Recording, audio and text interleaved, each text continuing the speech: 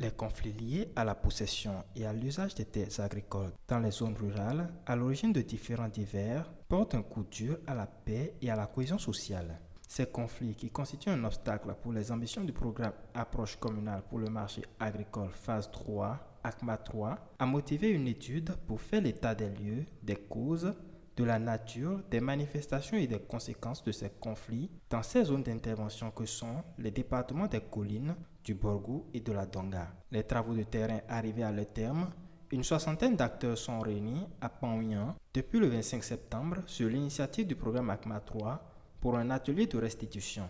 L'analyse situationnelle réalisée au démarrage de la mise en œuvre du programme pour mieux appréhender le contexte de développement des filières agricoles et comprendre les défis auxquels sont confrontés les acteurs a relevé une fois de plus ces conflits, notamment les conflits récurrents entre agriculteurs et éleveurs, aux conséquences lourdes, aussi bien pour l'accroissement de la production agricole que pour la sécurité alimentaire et nutritionnelle des populations. Il ne se passe de semaines, encore moins de mois, où nous réglons des problèmes liés aux conflits fonciers, nonobstant la disposition légale en vigueur au Bénin, bien souvent méconnue des différents protagonistes.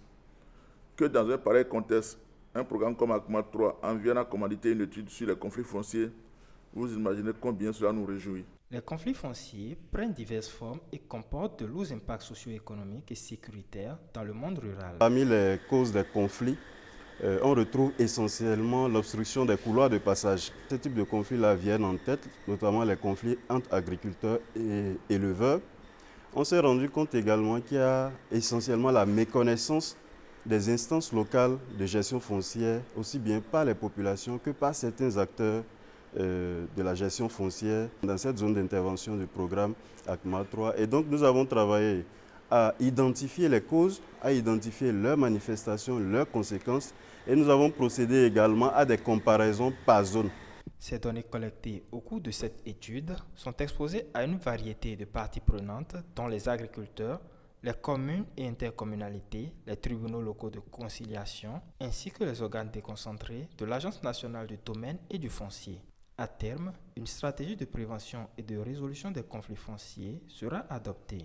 Soulignons que le programme ACMA 3 est mis en œuvre par le Centre international de développement des engrais IFDC en consortium avec Care Benin Togo et l'Institut royal des tropiques KIT avec l'appui financier de l'ambassade des Pays-Bas près le Bénin.